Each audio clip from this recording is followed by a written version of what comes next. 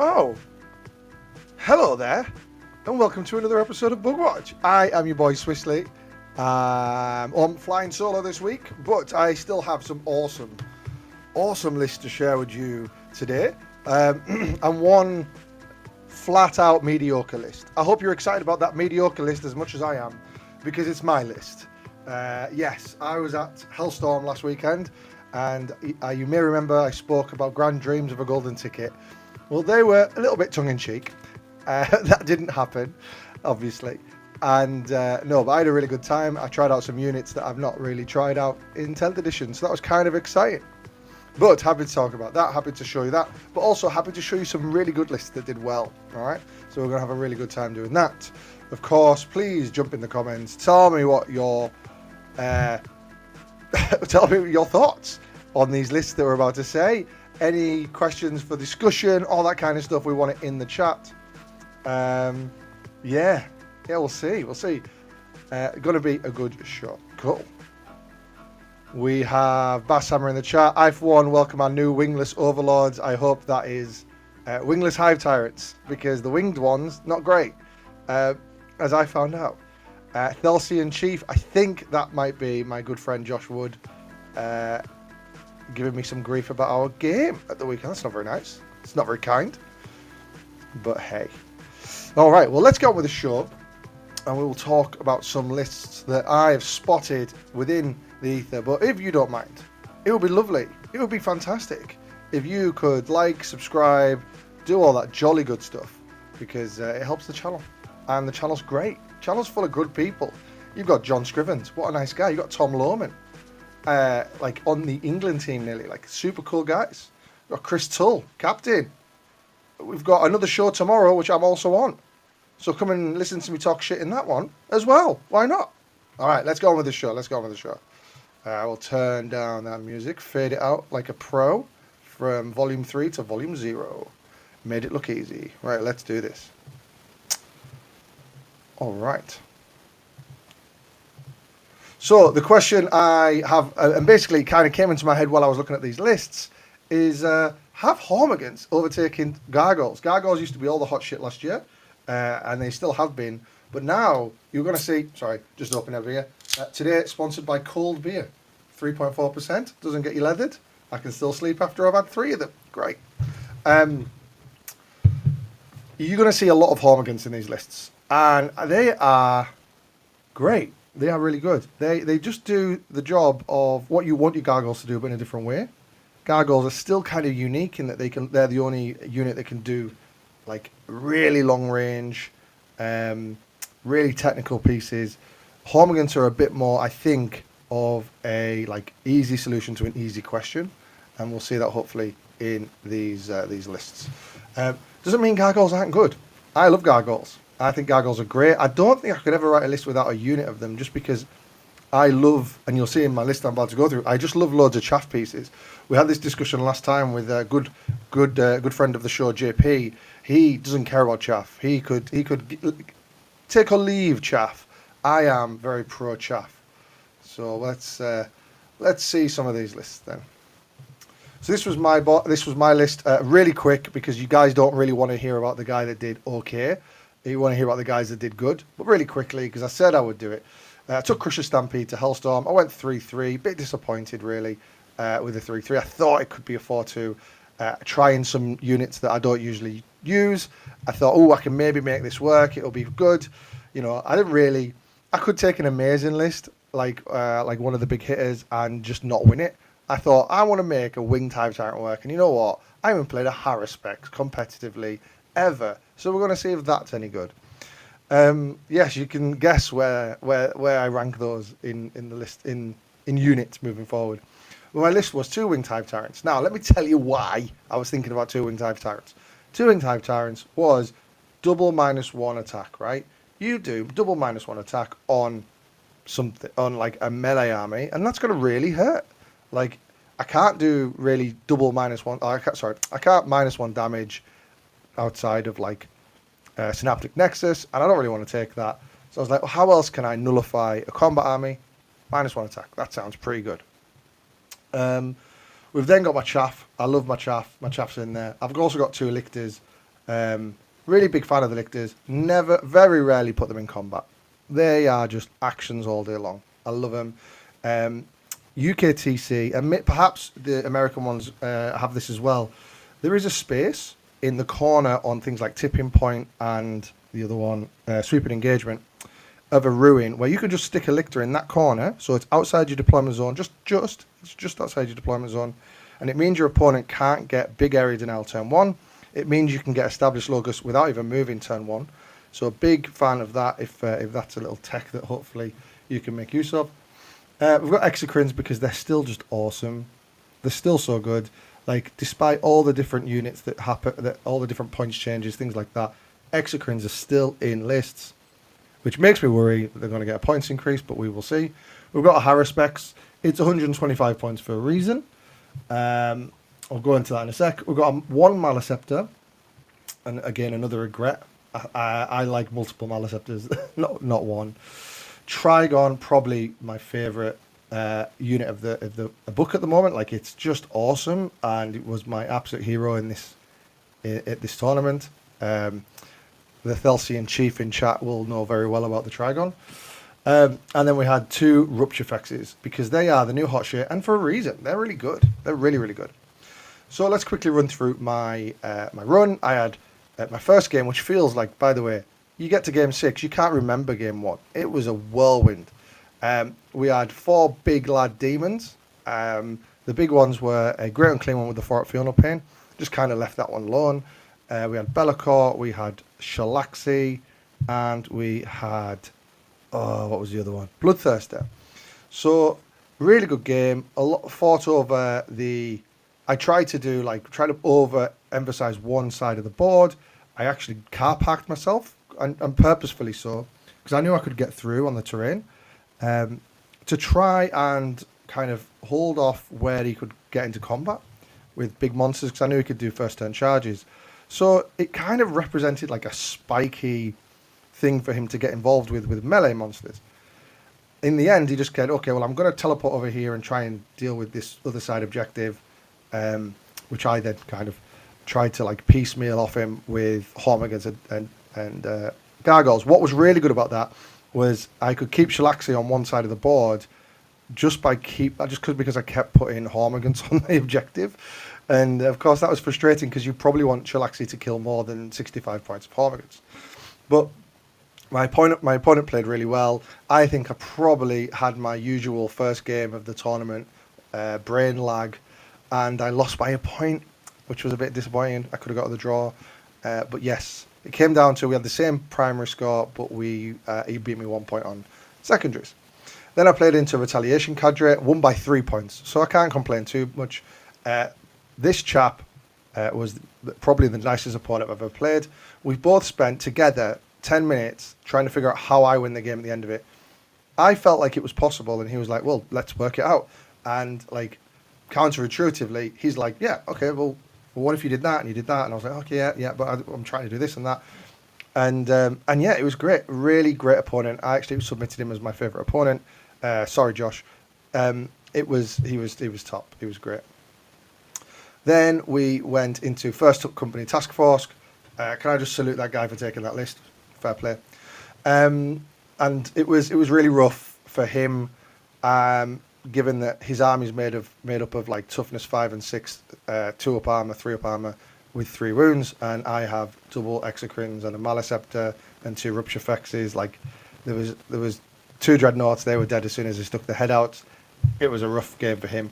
Really nice guy. He's more of a heresy guy, as far as I understand, and he's only played a few games of 10th, but I had a really fun game with him. And yeah, high five for bringing the fluff, my man.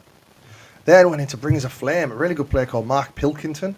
Yeah, really good. I misread the matchup a little bit here, so hopefully you can learn from my mistakes. He had loads of Seraphim, the ones with flamers, obviously. 3 units of 10. And I'm kind of scared of these guys. So I'm like, wow, they can do mortals or devastating wounds or whatever. And I was like, right, I really want to keep them away. Because like a T-Fex, for example, I can put that on objective. And if it has cover and he hasn't done the ignore cover thing, like I'm getting a 2-up save against these castigators, things like that. And I'm like, okay, I feel like this could be an okay game. I didn't really take into account how good 10 Seraphim are at just taking your objectives off you. Because after, he's not that bothered about them killing anything. And I thought he would be. I thought they were hammers. It was actually all the tanks that did all the work. It was very much the Seraphim that kind of just basically stood on objectives afterwards. The amazing combination of the immolators that strip cover from you. What's the other one? I can't remember. There's another thing that there's another unit that gives the rest of your army benefits against one unit, and then the castigators rip you to pieces. Like, it was really, really strong. And it was. I think it was closer than that score represents. It was a 14-point swing there, but I could have had him. I could have had him if I just knew the matchup a bit better. Then we had double Rogel Dawn and double Bulgrin, which was Thelsian Chief in the chat. Yes, I haven't let him live down the last time we played, where without being mean, I smashed him to pieces in 9th edition. And then in this game, he got the better of me. So well done to him. He did very well. Double Rogel Dawn with some awesome moments in this game where I had a really funny turn too. I was desperate to kill a Rogel Dawn. I blew the shit out of that Rogel Dawn with my Rupture Fexes and an Exocrine, blew it to pieces. I was so obsessed with killing it, I forgot to score my secondaries and missed out on about maybe 6 points or something. So I was a bit gutted with that. He had some really good kickoffs with the Kassakin and stuff like that, which was awesome. My Trigon came in turn 2 and Rapid Ingress within charge range of his deployment zone with Solar Leontis and that entire unit went in there, caused chaos. Then a Rogel Dawn charged it, and I'm laughing, going, "Oh my god, I'm going to rip this Rogel Dawn to pieces." Then he kills the Trigon, then the Trigon kills the Rogel Dawn. Rogel Dawn explodes, kills the Trigon. Disaster. That actually, I think, probably swung the game, because if I had that objective at the end of the game, it would have been maybe a different story. But very fun, very good game as always with Josh. He's a great lad. And then we went into double Hecaton Votan, which he was a player returning after a bit of a hiatus. So a few little errors. One of the games where the Haruspecs did well, and I think this is the problem with the Haruspecs. We'll get into winners and losers. So the winners of the list, Trigon is my favourite unit in this book at the moment. It's so powerful. It's just so good. The Rupture Fexes are great as well. I also see the benefit of Acid Fexes. They're great, but the Rupture Fexes just do great things. Reason why I really like him is you just pair them with an Exocrine. You go into a unit, say you went into Custodes or Deathwing Knights, right? You're causing real issues for them if you've got the reliability of getting through to the save. If they fail the save, that's like real points gone, even if you can't. Obviously, you want to shoot a tank. You want to shoot something big. But if you can't, there's always something worth shooting. The little guns will do bits for you as well. It's OC5, so it can stand in the middle of the board and just take hits. There's a list that we're going to look at in a minute. I can just imagine moving Tyrannofexes onto objectives in the middle, and then once things charge them or try and contest it, you just rip them off with Gene Stealers, Tyranid Warriors, and there's a really nice synergy with that. So yeah, Rupture Fexes I'm a big fan of, and just chaff. I love our battleline units, even Termagants. I would love to play Unending Swarm at the moment if it was any good. It's just not. I've submitted it for King of the Ping because it's supposed to be a bit more fun, but I've got my first game on Thursday. Hopefully we're streaming that. It's me against Doom Melon, who is in our Discord. He is also a Tyranid player. He's bringing Crusher Stampede, so it will be Unending Swarm versus Crusher Stampede, David versus Goliath. We're just trying to find someone to commentate on that game, so if you know anyone, give me a shout. We're struggling for people. Some of our content creators aren't available. In the losers, Haruspecs. Haruspecs are great if your opponent doesn't know what one does, or doesn't know how to deal with one, more so to speak. It's great when it gets into combat. If it ever gets into combat, your opponent's made a mistake, is what I would say, unfortunately. It's 125 points. It's a bag of wounds. Fine. They're better on GW terrain or terrain that doesn't have walls. Obviously, you can spend the CP to go through it in the movement phase, but not in the charge phase. Being able to move through that terrain with no walls with the Haruspecs is miles better than WTC or UKTC. So just keep that in mind when you're writing your lists. Winged Hive Tyrants, yeah, they weren't good. You want them to be something better than what they are. I put 420 points into these two Winged Hive Tyrants, thinking, oh, maybe they can kill stuff. They've got 6 attacks, strength 10, -2, 3 damage. And boy, they didn't. I think the most humiliating thing was the last game. Both of them went into the Hecaton, like Terminator captain guys, and just got battered and got killed in response. Like they tried to kill the character, failed, and then got bapped on the head. Very sad. And then we had a solo Maliceptor. I think if I'm taking Maliceptors, I'm taking multiples. And it's a really interesting thing, I think, especially in Synaptic Nexus, what people are taking at the moment as their anchors or their mid-board bullies. You see Maliceptors were the option. Very much people now looking at Norns, looking at Rupture Fexes. There's a list here, I think, that has Acid Fexes in. So there's so much variety that you can do in Tyranids at the moment. And I'll say, yeah, we might not be the best army in the world, but hey, we have got, you could take almost, I think you can take a higher percentage of this book to a tournament and do well or have fun and enjoy it than any other army in the game at the moment. And if you disagree, tell me in the chat. All right, let's quickly run through the chat. Sub Davey, happy to catch a bit live before I have to shoot off. Nice to see you, Christopher. Hope all is well. Yes. And I think it's about making those points work with Gargs versus Horms. Absolutely. So you're saving 20 points every time you drop some Gargoyles into Hormagaunts, but you're also losing maybe 6 inches of movement. Maybe. Unless you charge the Hormagaunts, of course. You see there's loads of swings and roundabouts. The thing that gets me with Hormagaunts is they hit on 4s. So yes, you've got 30 attacks, but 15 of them are landing. And there's I'm trying to think off the top of my head, there's no way to get rerolls to hit. So you are just getting 15 hits. You can get lethals, great. You can get sustained, that's fine. I mean, it's good actually. So then you end up with what, 20 hits, right? Or something like that. Great, but it's still, then you're at damage, then you're at strength 3. You know, that's the only tricky thing for me. Or strength 4 if you're in Synapse. They can work. I think if I'm really leaning into them, I take a Neuro Tyrant. But we'll see. Let's see what the lists have in store for us first, before you listen to me bang on anymore. Right, Hugo Barcia. So this list is I'm going to start a thing. This is going to be the bananas list of the week. The list that kind of makes me think, what? And hopefully it will make you think, what? As well. This is an invasion fleet list. At La Voz de la Horse, or La Voz de Horse Open. That's an awesome Spanish accent there. 4 wins with 18th overall. Now, like 4 wins out of 5 games it was, so, 4-1's pretty good. But this list is bananas. Right, we've got Brood Lord with perfectly adapted. I do like that, right? You stick that on the Gene Stealers, you reroll your charges. Really nice, big fan. Swarm Lord, cool, doing good things at the moment. Then we've got 2x10 Hormagaunts, told you, they're in the list. Then here we go, here's the banana stuff, we're getting into it, right. 5 Barbgaunts, it's not too crazy, we've seen that in the past. 2 individual Biovores. So, what, okay, right, so maybe one of them shooting Spore Mines, maybe one of them shooting stuff. Maybe I don't know. You could shoot 2 of them at something and then still kill nothing because they very rarely do anything. I'm struggling with that one. I'm really struggling. Maybe you did it. Maybe you had 15 points spare, right? And you didn't want to take another Pyrovore, but then you wouldn't have took the first Pyrovore. Right, I don't know.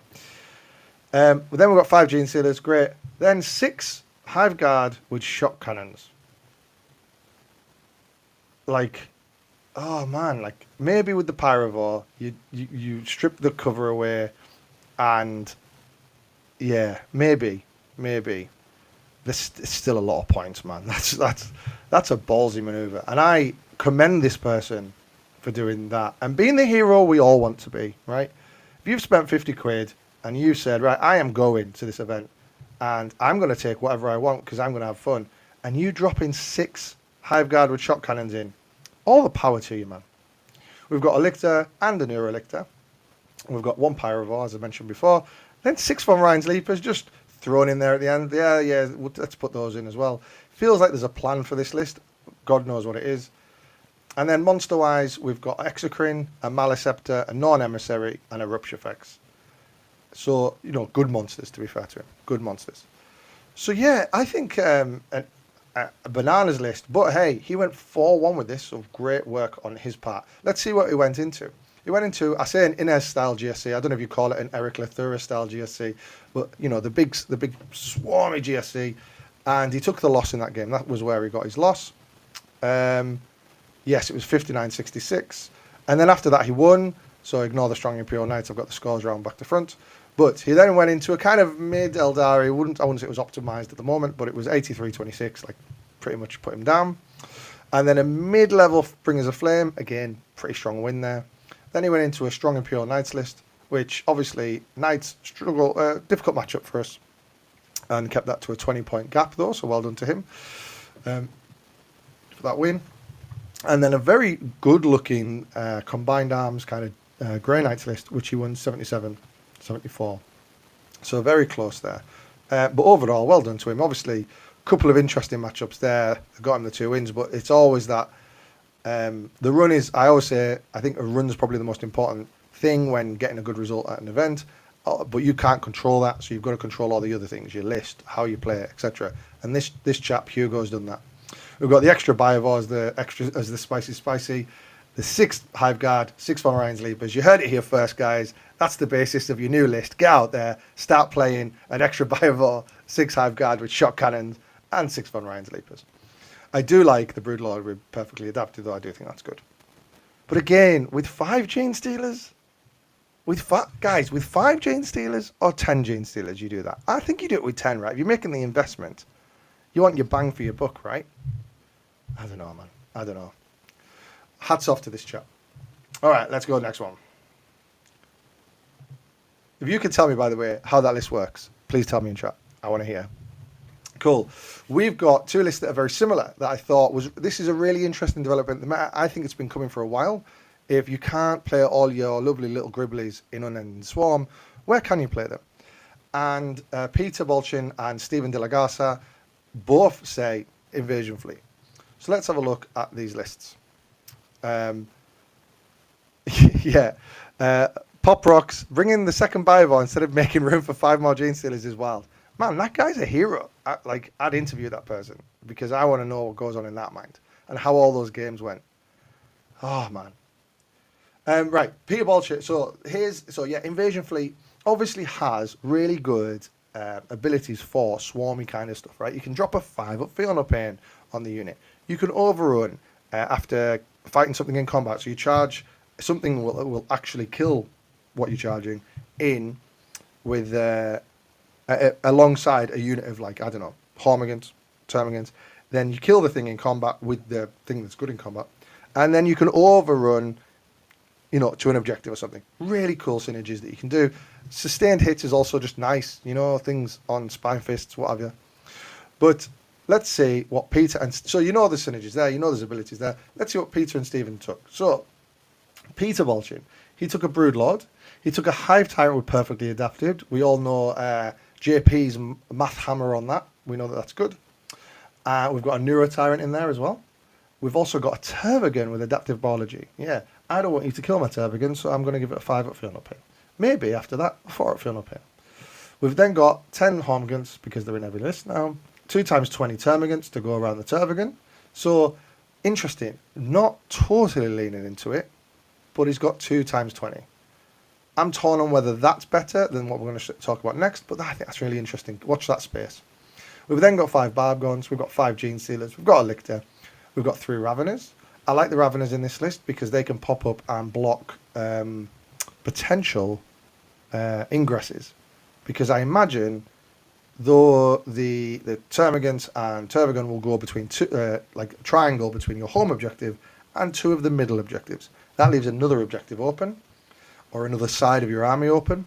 So there is a potential for someone to rapid ingress over there, and I quite like Raveners for blocking rapid ingresses. We've then got 3 Venom Throw-Ups because everyone likes -1 to hit. We've then got Zone Throw-Ups. We've got a 3-man, which I imagine goes behind the 20-man Termagants. to give it the 6-up invul. And then we've got a 6-man, which I imagine goes with the Neuro Tyrant to blow the crap out of stuff. We've then got an Exocrine. We've then got a Psychophage, because if we're going -1 to hit and we're getting a 6-up invul, we're also going to do a 6-up Feel No Pain just to be obnoxious. And then we've got a Haruspex. So a lot of units here you do not see regularly coming together for Peter to win an RTT. Oh, must point out, both of these lists are RTTs, but I did think it was quite interesting, so I brought it to you. We've then got Steven's list, which goes heavier into chaff, right? So we've got a Hive, so he sacrifices characters and gene stealers here. So we've got a Hive Tyrant with perfectly adapted. We've got a Tervigan with the adaptive biology. So we've kept that bit. But we've gone for 20 Hormagaunts, which I'm a big fan of. We've then got 4 times 20 Termagants, so we've got real chaff numbers there. You know, so we're looking at 100 Gaunts. Then we've got 5 Barb Gaunts, a Biovore. A Biovore in this list is... I don't know. I don't know if Biovore in Swarm lists is needed, but this chap probably felt so. We've then got a Pyrovore. We've got Venom Throps. We've got 6 Von Ryans. An Exocrine, 2 Psychophages, because you need to spread that Feel No Pain if you want to do that. And 2 Harrispexes. Yeah, so an interesting one. I think you're just causing your opponent loads of problems with these lists, because they're just like, oh, well, okay, I can kill chaff, and then you go, Feel No Pain. Invul, you know, -1 to hit. You know, you cause problems for them. And yes, you don't have the blood surge that you would have in Unending Swarm, but actually, there's a lot of benefits from Invasion Fleet that actually probably do better than Unending Swarm.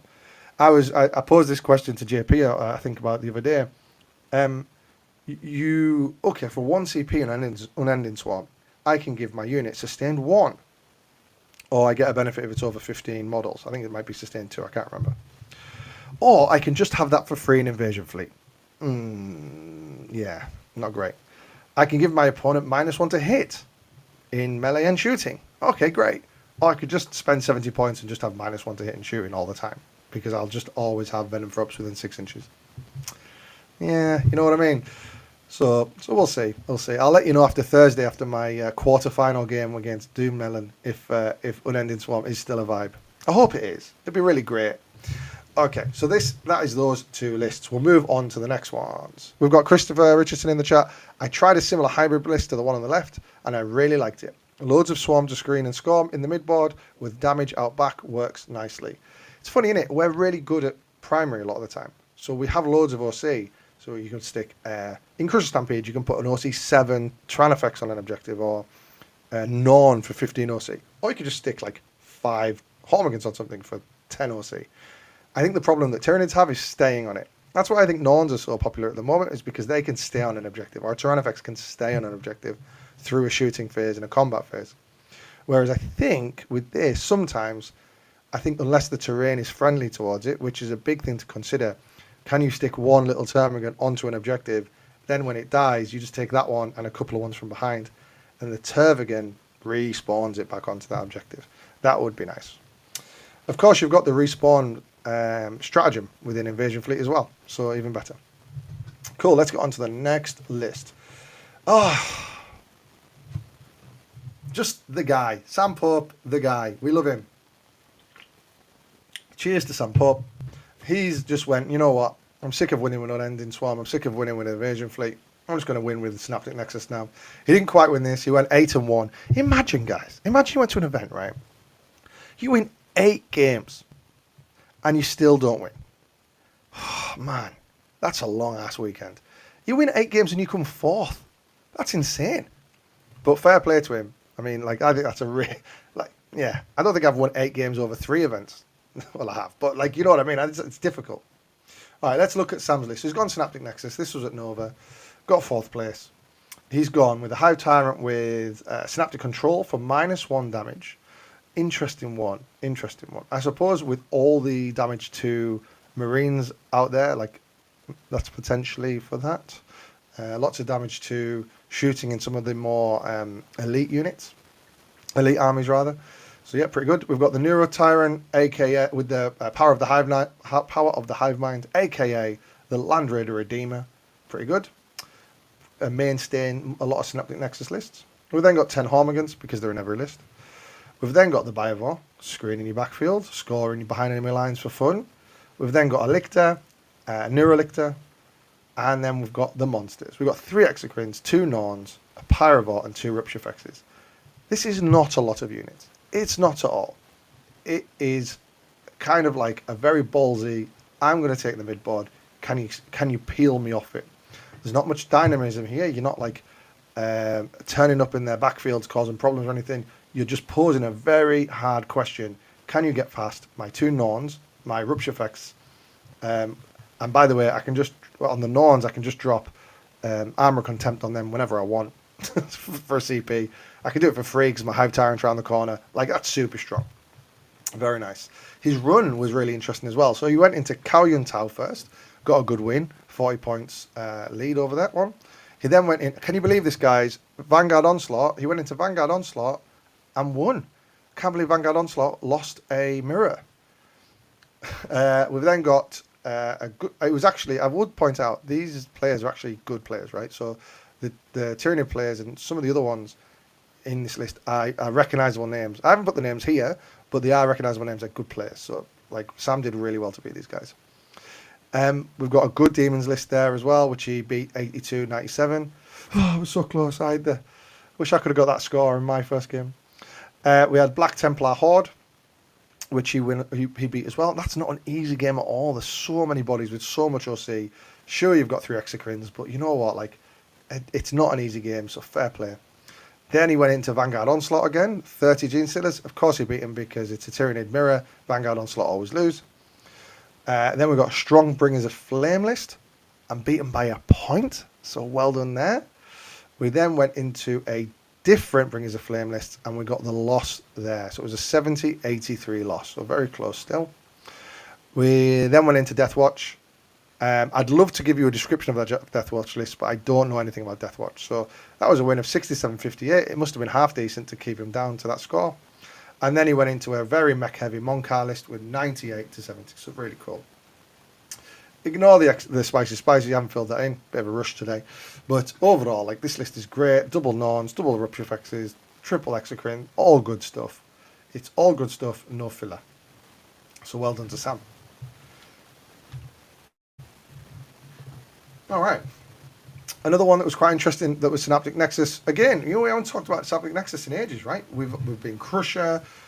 We talked a bit about Vanguard Onslaught at the start of this meta. Invasion Fleet's been plugging along, but Synaptic Nexus started well, then fell off a cliff, and it's great to see it back. All right, we've got Bill Boyson's here. Synaptic Nexus at the Sunflower Showdown GT. He got 4 wins. Wasn't quite an event win, but very good nonetheless. He's got the Land Raider Redeemer as his only character. We've then got a 10 Hormagaunts, 10 Gargoyles. We've got a Biovore, 3 Lictors, 2 Neurolictors. So very, leaning into doing actions a lot, which is very nice. And we've got 3 Exocrines, 2 Norns, 2 Pyrovore, 2 Acid Fex, 2 Maliceptors. So we're swapping out the Hive Tyrant. I think that's swapping out... what else did Sam take? Can't remember now. Boom. Right. So Sam took 10 Hormagaunts. So we have got rid of... We've got rid of a Hive Tyrant and got loads of stuff apparently. So we've swapped to Acid Fexes. That's it. So we've gained a Maliceptor. Oops. We've gained a Maliceptor and some chaff, I think, and a Lictor somehow. But either way, I like, personally, because I love my chaff, this list is a little bit stronger in my personal opinion. I think Sam's obviously very good with his list, but if I was to pick one, this one is one I lean a little bit more towards. His scoring is really strong here as well. A 99.65 into Retaliation Cadre.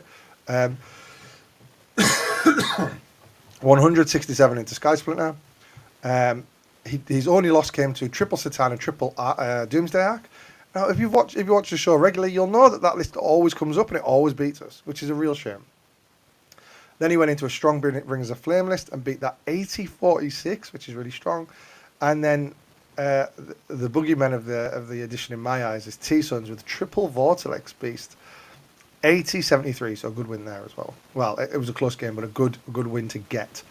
So the spicy, strong average scores with more chaffy score bits, which is great. Acid fexes instead of rupture fexes. Now that's an interesting take because I think part of me is like, yes, an Overwatch threat is great. You do have the Neuro Tyrant, but actually a wider Overwatch threat, just feels good. The more you have, more threat, the more of the board you can threaten, like you would think, the better it is. When you got those 3 exocrines, and you're just going, well, I'm re-rolling ones to hit, oh, it doesn't matter because I'm hitting with a flamer, you'd be like, oh man. So I don't know if I'm at Team Acid Fex or Team Rupture Fex. I'm probably Team Rupture Fex at the moment.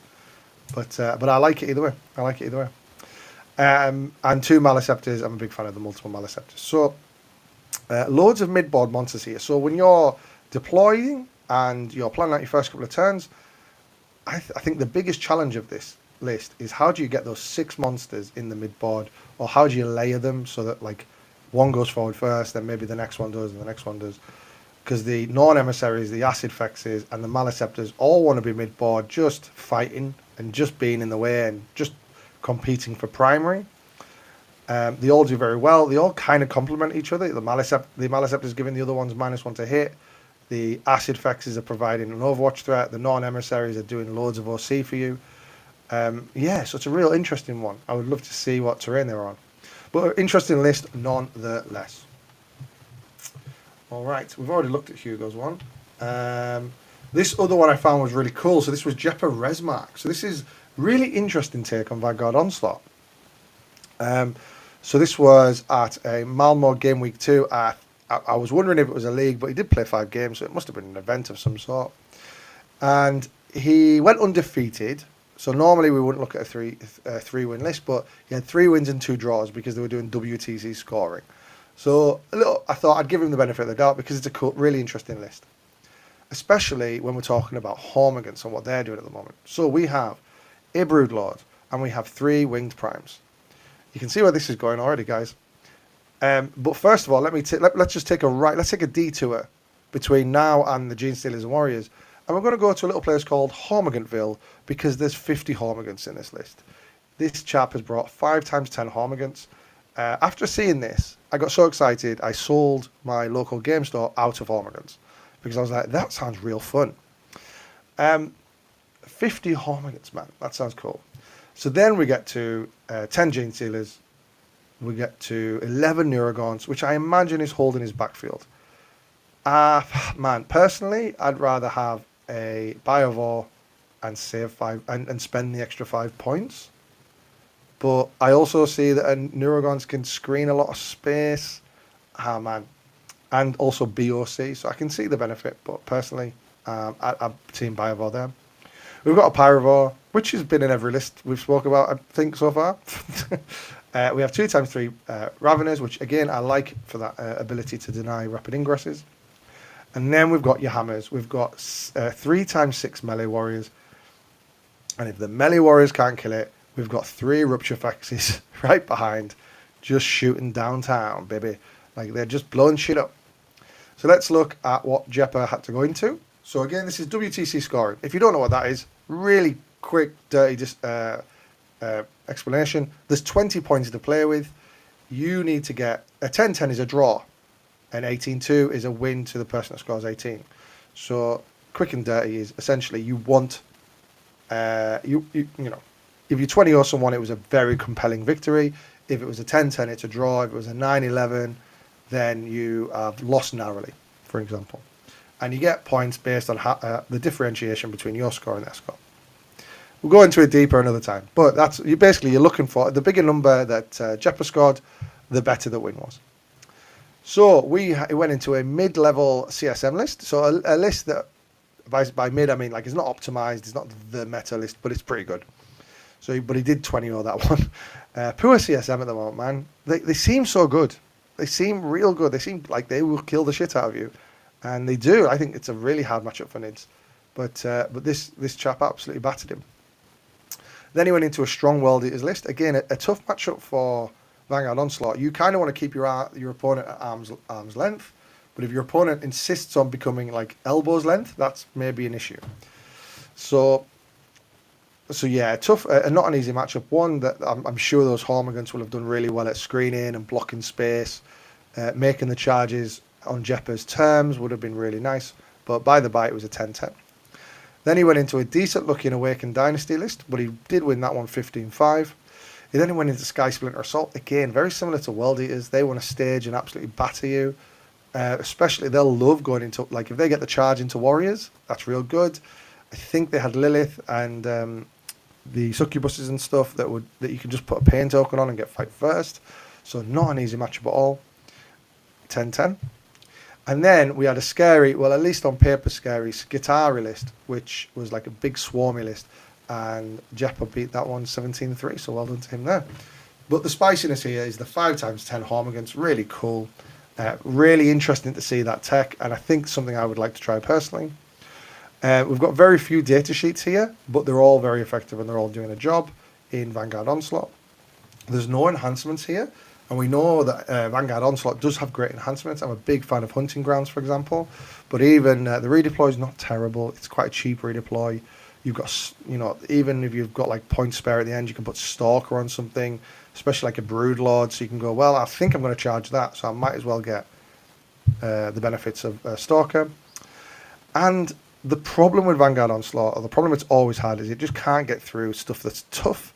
You can go back to my old Vanguard Onslaught video from Christmas, where I'd done like a good 3 months and a lot of events on Vanguard Onslaught, and it was just so frustrating how you couldn't kill anything that was tough. This just blows tanks up for fun. 3 Rupture Vexes is not something to mess about with. He is doing damage to you, man. So yeah, a really strong list. Probably, I'm going to say it, it's my favourite list of the week. This just looks interesting. It looks fun. I would love to watch this list play, and I'd love to play it myself. So this one is, and nothing's got me excited about Vanguard Onslaught in ages, and this 5x10 Hormagaunts and 3 Rupture Vexes is kind of interesting. So very cool. Well done to Jeppa there. So yeah, and also there was other players that did really well this week. So Adam Merritt, Matthew Langton at the Hellstorm. Matthew did really well. And Spencer Bainter. But I just didn't want to show the list today because they're very similar to lists we've looked at in the past. I wanted to share with you some interesting new ones. Cool. And that's it, guys. That's it for this week. Of course, come and join our Discord where only cool people allowed, please. We talk about Tyranids all the time. We've got some really cool people. Big shout out to Dan Sobota, who is in there a lot at the moment, chatting away. Big fan. But you also get some really interesting takes from all sorts of people in the community. So we've got a really good vibe in there. We've got like a bit of a charter where it's all about positivity. Don't shout anyone down. We just want to be cool and have a really good conversation about our war dolls that we all fight with. Like it's really, it's really what we want to do. We might not be the best armies, but or the best lists, but we're all about just trying to get the best out of stuff. Hence why you see me taking double winged hive tyrants for no good reason. All right, guys. Well, that's it from me. Have a great one, and I will catch you on the next one. See you later. Goodbye.